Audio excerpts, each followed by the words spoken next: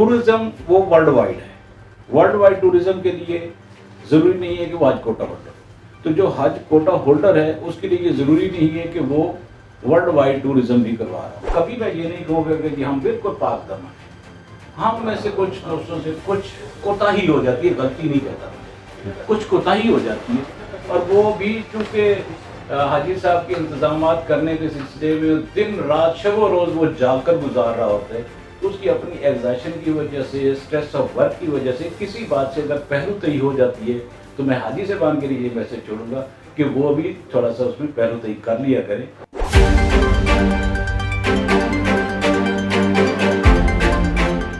अस्सलाम वालेकुम नाज़रीन, मैं हूं नज़र हुसैन महबूब और आप देख रहे हैं चैनी टाइम टीवी। नाज़रीन, हज हर मुसलमान पर फ़र्ज़ है और इस फरीज़े को अंजाम देने के लिए आपको एक ट्रैवल एजेंट की, एक ऑर्गेनाइज़र का इंतखाब करना पड़ता है। ऑर्गेनाइज़र का चूज़ किस तरह करना है और इसके इंतखाब के लिए आपको क्या इक़दाम करने हैं, इस ज़मन में तरतीब दिए गए आज के इस प्रोग्राम में हमारे साथ मौजूद हैं हज ऑर्गेनाइजेशन ऑफ पंजाब के चेयरमैन जनाब सईद अहमद मलिक। आइए आपसे मिलाते हैं और जानते हैं कि इस प्रोसेस को किस तरह तय किया जाता है और आपको इंतखाब करते वक्त किन बातों को मलूज़ खातिर रखना है। अस्सलाम वालेकुम नाम मलिक साहब। वालेकुम। जी मलिक साहब, हज और उम्रा की सर्विसेज मुहैया करने के लिए ऑर्गेनाइज़र का क्राइटेरिया क्या होता है, ज़रा इस पर रोशनी डालिए। आपके सवाल के मुताबिक जी, हज ग्रुप ऑर्गेनाइजर्स की उसको सिलेक्ट करने का क्राइटेरिया आपने पूछा है। These are already selected, but अगर किसी नए ने आना होता है तो उसके लिए एक SOPs हैं जो मिनिस्ट्री ने बनाए हुए हैं, उसके मुताबिक वो क्राइटेरिया भी बताते हैं। उन्हें एक कंपनी रजिस्टर करवानी होती है SECP में। SECP से अवेलेबिलिटी और नाम लेकर कंपनी रजिस्टर कराते हैं, फिर टाइम टू टाइम उसके साथ जो डॉक्यूमेंट्स रिक्वायर्ड होते हैं मिनिस्ट्री के, वो उनको फिलफुल करते हैं। अगेन ये बात कि उस वक्त अगर जब उसने डॉक्यूमेंट्स, यानी इवन मिनिस्ट्री ने अगर एप्लीकेशनें दी हैं तो उनके पास अवेलेबिलिटी ऑफ कोटा होगी, तो then Kota will be allotted by the ministry of religious affair Pakistan. HGO association जो है, हज ऑर्गेनाइजर एसोसिएशन जो है, वो उन मेंबर्स का जो ऑलरेडी कोटा होल्डर हैं, जिनको कोटा मिल चुका है और उन्होंने मेंबरशिप ले ली है, तो ये एसोसिएशन उनके मामलात को डेली बेसिस पर देखती है। जी मलिक साहब, क्या ट्रैवल एजेंट का लाइसेंस हासिल करने के लिए हर मेंबर का IATA का मेंबर होना ज़रूरी है? अगर ज़रूरी है तो इसका क्या तरीक़ाकार है? सबसे पहले उसको कोटा होल्डर होना चाहिए, फिर वो मेंबरशिप फीस जमा कराए। 2 साल बाद वो बाकायदा तौर पर मेंबर, उसको जब फीस जमा करा देगा मेंबर तो हो जाएगा, उसका राइट ऑफ वोट जो है ना वो डिटरमिन होगा after 2 years getting the membership.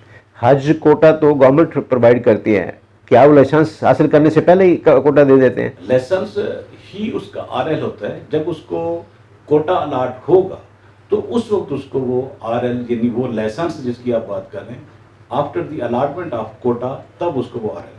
इसका क्राइटेरिया क्या है? क्योंकि आम आदमी भी जो है, जिसके पास पैसे हैं या वो कोटा जो अपने मिनिस्ट्री से सिफारिश पे ले लेता है, वो ये काम कर सकता है? नहीं, ऐसी बात नहीं है। नहीं, मिनिस्ट्री के अंदर बड़ा इसका एक शफाफियत का मैकेनिज्म है।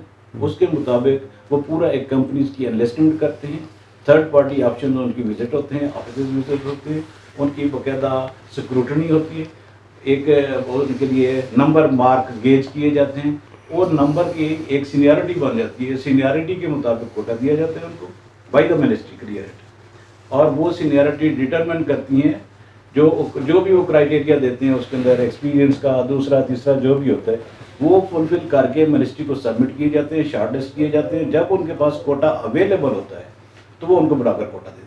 मलिक साहब, क्या तमाम ट्रैवल एजेंट्स का लाइसेंस हासिल करने के लिए IATA का मेंबर होना लाजमी है? अगर है तो इस ज़मन में नए लाइसेंस होल्डर को क्या तरीक़ेकार इख्तियार करना पड़ता है? ट्रैवल एजेंट एक अलग चीज़ है और हज ग्रुप ऑर्गेनाइजर एसोसिएशन एक अलग। इसके लिए IATA से कोई ताल्लुक नहीं है इसका? इसमें एक टाइम पर आई थी कि जी IATA की शर्त होगी, वो टाइम टू टाइम रिक्वायरमेंट्स होती हैं गाइडेड बाय द मिनिस्ट्री। अगर मिनिस्ट्री ने उसमें ये इम्पोज की हुई है तो जाहिर है कि फिर वो क्राइटेरिया में शामिल होता है, तो हम उसको फिर ऑब्टेन करते हैं।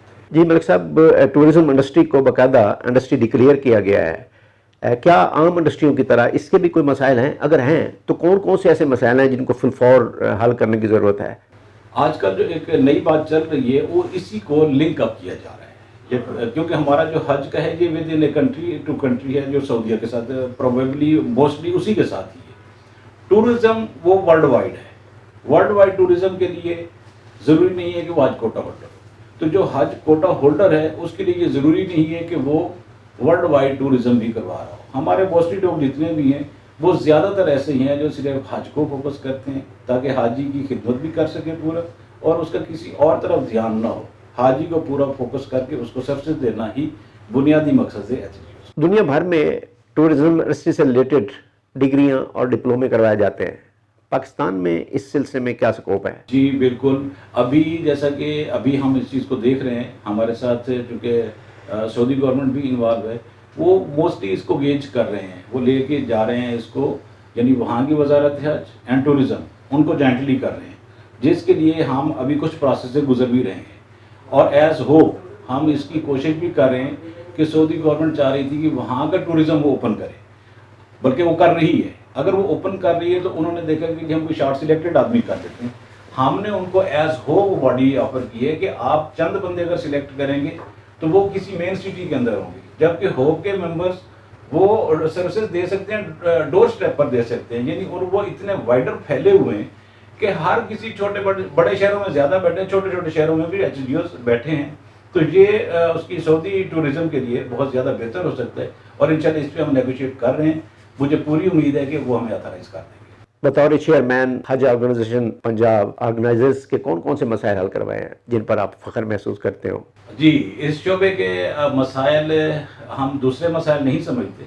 بنیادی مسئلہ ہم سمجھتے ہیں کہ اگر کوئی میرا ممبر بھی ہے تو اس کو حاجی سے اور حاجی کو اس سے مسئلہ نہیں ہونا چاہیے. تو میں سمجھتا ہوں کہ اس کے ان دونوں چیزوں کو میں نے لنک اپ کی ہے کہ ایچ ڈی او کو حاجی سے مسئلہ نہیں ہونا چاہیے اور حاجی کو ایچ ڈی او سے مسئلہ نہیں ہونا چاہیے.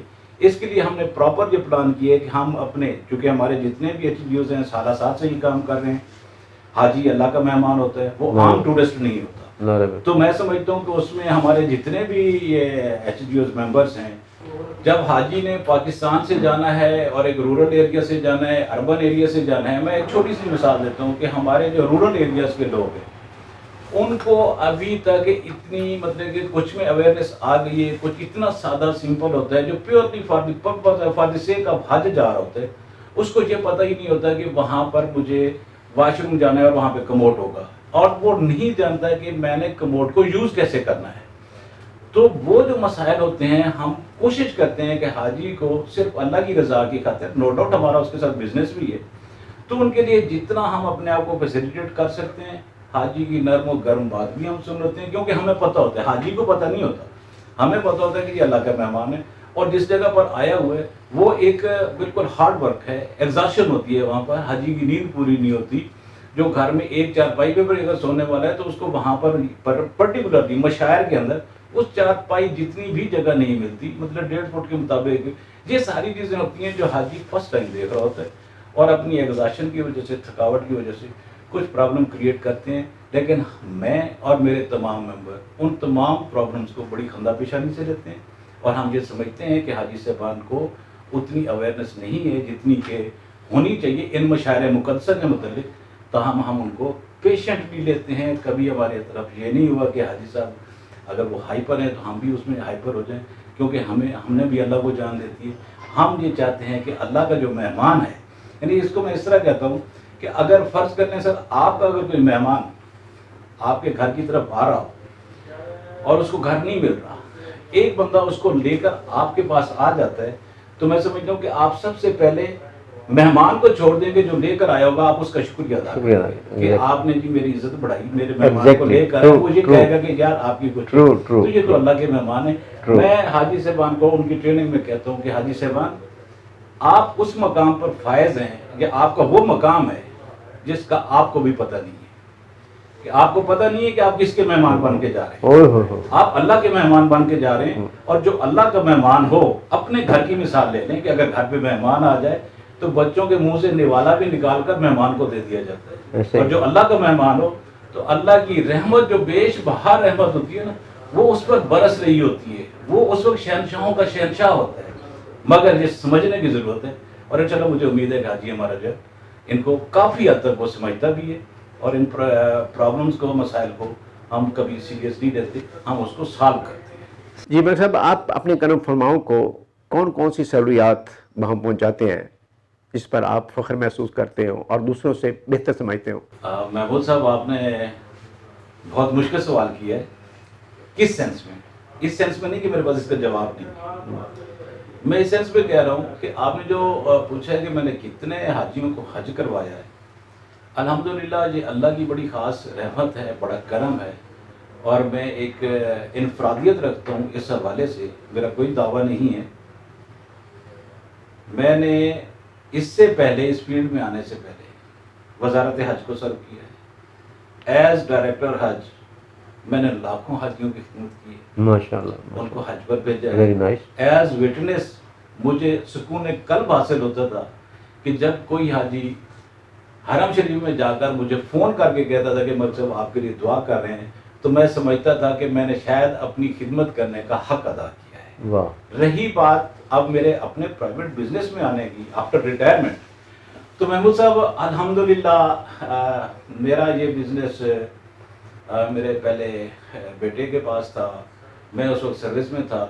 یہ 2006 کی اسٹیبلش کمپنی ہے. دسمبر 2010 میں اس نے پہلا حج کیا تھا، اور آج تک منسٹری کے ریکارڈ پر یہ کمپنی کمپلینٹ لیس ہے. جی ملک صاحب، ٹریول ایجنٹس اور یہ ہر حج آرگنائزر جو ہیں، ان کے اوپر کیا حکومت کا بھی کوئی چیک اینڈ بیلنس ہے؟ اگر یہ کسی معاملے میں گلٹی پائے جاتے ہیں تو اس ضمن میں آپ کی ایسوسیشن یا گورنمنٹ کیا اقدامات کرتی ہے؟ جی بالکل، بہت اچھی بات کی آپ نے.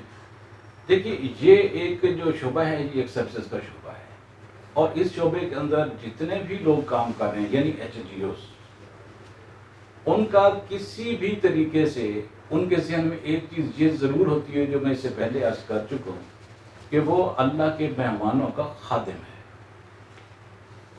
اور جو خادم ہوتا ہے نا، وہ ڈانٹ ڈپٹ بھی مالک کی برداشت کر لیتے ہیں. حاجی ہمارا مالک ہی ہوتا ہے اس سینس میں کہ وہ اللہ کا مہمان ہے. ہاں ضرور بات ہے کہ حاجی ایک اس کو پیکیج دیا جاتا ہے، پیکیج اس کو آفر کیا جاتا ہے، وہ پیکیج کے اندر نیگوشیٹ کرتا ہے. جہاں پہ بات ہوتی ہے وہ سروسز کے لیے ہم اپنے ممبرس کو باؤنڈ کرتے ہیں کہ جو آپ نے پیکیج دیا ہے، جو ایگریمنٹ آپ نے کیا ہے، آپ نے اس کو فل کرنا ہے. اس سے پہلو تہی آپ اگر کریں گے تو میں ایز چیئرمین ہوپ پنجاب میں بھی آپ کے ساتھ نہیں ہوں گا. میں حاجی کا ساتھ دوں گا اگر اس کے ساتھ زیادتی ہوئی تو. الحمدللہ ہمارا ابھی چل رہا ہے، یعنی کمپلینٹ ریشو اگر آپ سمجھیں تو وہ 2% یا 3% بھی ہے. اس کو بھی ہم کوشش کرتے ہیں کہ اس پر بھی اوور کم کیا جائے. بٹ ایک کوشچن وہاں پر ریمین ہے ابھی تک بھی کہ حاجی بھی کبھی نہیں چاہتا کہ وہ اپنا حج خراب کرے. اس کی بھی پوری کوشش ہوتی ہے. ضرور کبھی میں یہ نہیں کہوں گا کہ ہم بالکل پاک دامن ہیں. ہم میں سے کچھ دوستوں سے کچھ کوتاہی ہو جاتی ہے، غلطی نہیں کہتا میں، کچھ کوتاہی ہو جاتی ہے. اور وہ بھی چونکہ حاجی صاحب کے انتظامات کرنے کے سلسلے میں دن رات شب و روز وہ جاگ کر گزار رہا ہوتا ہے، تو اس کی اپنی ایگزائشن کی وجہ سے، اسٹریس آف ورک کی وجہ سے کسی بات سے اگر پہلو تہی ہو جاتی ہے تو میں حاجی صاحبان کے لیے یہ میسج چھوڑوں گا کہ وہ بھی تھوڑا سا اس میں پہلو تہی کر لیا کریں. کیونکہ اس کے سامنے ہوتا ہے، وہ کبھی ایسا نہیں ہوتا تو اس نے اپنے حاجی صاحبان کو ڈیزرٹ کیا ہو، چھوڑ دیا ہو. کام میں ہوتا ہے، کام میں کام کرتے وقت ہی کہیں پہ غلطی ہوتی ہے. اس کے لیے کبھی اس ایکسٹریم پر نہیں جانا چاہیے کہ جی اس کا جو روزی روٹی والا سلسلہ ہے اس کو بند کروا دیا جائے. ہاں میں بیٹھا ہوں، اگر کوئی ایسی بات ہوگی، میرے پاس آئی بھی ہیں کمپلینٹس آئی ہیں، ہم نے ان کو سنا بھی ہے، ان کو سیٹل بھی کیا ہے، حاجی صاحبان کی مطمئن کی ہے اور اپنے ممبر صاحبان کو بھی مطمئن کیا ہے. اپنے ٹریول ایجنٹس کو چوز کرنے کے لیے کیا طریقہ کار اختیار کرنا چاہیے؟ اس کی چھان پھٹک کے لیے کرم فرماؤں کو آپ کیا میسج دیں گے؟ جی میں پرٹیکولرلی کرم فرماؤں سے یہ درخواست کروں گا، انتہائی مؤدبانہ درخواست کروں گا کہ انہوں نے اگر حج کا پروگرام بنایا ہے تو براہ راست رجسٹرڈ حج گروپ آرگنائزر کے پاس جائیں. جس کا ایک طریقہ یہ ہے کہ منسٹری کی اگر ویب سائٹ کھولیں گے تو اس پر تمام ایچ جی اوز جو رجسٹرڈ ہوں گے، جو کوٹا ہولڈر ہوں گے، وہ اس کے اوپر لکھے ہوئے ہوں گے، ان کے فون نمبر بھی لکھے ہوں گے. One thing. Second is that, یہ اکثر دیکھنے میں آیا ہے کہ ہمارا حاجی بالکل سیدھے سادھے لوگ ہوتے ہیں، وہ ایکچوئل جس کے ساتھ اس نے ٹریول کرنا ہے وہ اس کے پاس نہیں ہوتے، وہ کسی دوسرے تیسرے کے پاس ہوتے ہیں، بلکہ 4 جگہ پہ ہوتے ہیں. وہاں سے ان کی چلتے چلتے چلتے پراپر اس جگہ پر آئیں گے. تو کیوں نہیں وہ اتنی چھوٹی سی تکلیف کر لیتے کہ وہ براہ راست ہی آ کر بات کریں، تاکہ درمیان میں ان کو جو کٹ لگتی ہے وہ کٹ بھی نہ لگے، اور براہ راست ان کا انٹریکشن ہو کہ ہاں جی میں اس بندے سے ملا۔ اب اس کو approve how to contact with H G O, ویب سائٹ پہ جائیں، اس پہ دیکھ لیں، نہیں ہے تو منسٹری ایک نمبر جاری کرتی ہے، اس پہ میسج کریں، آپ کے پاس لسٹ آ جائے گی، لسٹ میں سے آپ دیکھ لیں گے کس کے پاس جانا چاہتے ہیں۔ مختلف پیکیجز ہوتے ہیں، جو پیکیجز آپ کو سوٹ کرتے ہیں اس کے مطابق۔ لیکن again I would request all Hajjaj who are proceeding for next year Hajj must اپنے آپ کو دیکھیں کہ انہیں اگر جیسے کی طرح بولتے ہیں نا آئی کانٹیکٹ، اگر ان کا کانٹیکٹ ہو تو براہ راست ایچ جی او، رجسٹرڈ ایچ جی او کے ساتھ ہونا چاہیے، نشانی کے طور پر اس کے آفس میں جائیں، اس کو بولیں کہ بھائی اپنا آر ایل دکھاؤ، آر ایل مین رجسٹریشن ریکگنیشن لیٹر، وہ سرٹیفکیٹ لگا ہوگا جہاں پہ لگا ہوا ہے۔ اگر کسی کے پاس نہیں ہے تو 100% سمجھ لے کہ وہ ان رجسٹرڈ ٹور کے پاس ہے، تو ان رجسٹرڈ جو ہوگا اس نے ظاہر ہے کہ کسی رجسٹرڈ کے پاس ہی اس کو لے کر جانا ہے۔ تو میری یہ ہمبل ریکویسٹ ہوگی ان تمام حضرات سے کہ وہ آئی کانٹیکٹ کریں، یعنی براہ راست ایچ جی او سے آ کر ملیں، نہیں ہے فون کر دیں، نمبر اویلیبل ہے، ایچ جی او اپنا نمائندہ بھیج دے گا، خود چلا جائے گا وہاں پر حاجی کی خوشنودی کے لیے، خدمت کے لیے۔ تو انشاءاللہ کوئی ایسی بات ان کو نہ دیکھنے میں آئے گی نہ سننے میں آئے گی۔ جی ناظرین، آپ نے حج آرگنائزیشن ایسوسیشن کے پنجاب کے چیئرمین جناب ملک سعید احمد کی گفتگو سنی، یقیناً دل آپ کے پسیج آئے ہوں گے۔ حج کی باتیں اور پھر اس قدر روح افزا باتیں، ان باتوں سے یقیناً آپ مستفید ہوئے ہوں گے اور آپ کی جانکاری میں اضافہ ہوا ہوگا کہ حج عمرہ کے لیے جانے کے لیے کیا طریقہ کار اختیار کیا جاتا ہے اور کس طرح انتخاب کرتے وقت اپنے ٹریول ایجنٹ کا، اپنے آرگنائزر کا انتخاب کرتے وقت کن باتوں کو ملحوظ خاطر رکھنا چاہیے۔ اب پروگرام کا وقت ختم ہوا جاتا ہے، اپنے میزبان نظر حسین محبوب کو اجازت دیجیے۔ پاکستان زندہ باد۔